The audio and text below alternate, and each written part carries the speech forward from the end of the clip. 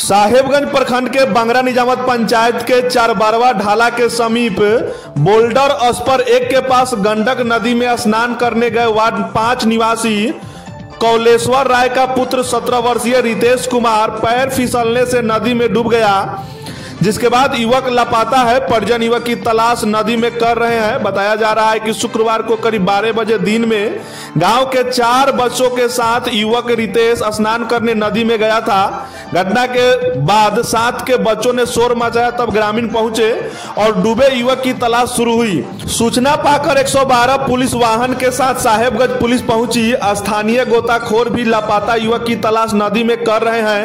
लापता युवक 2 भाइयों में सबसे छोटा था।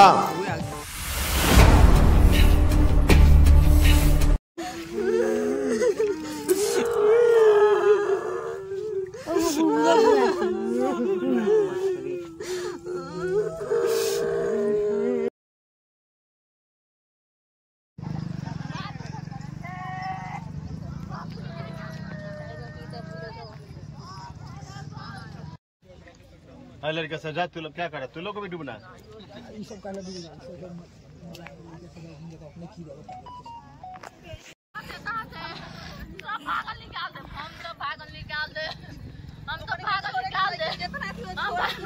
आप लोग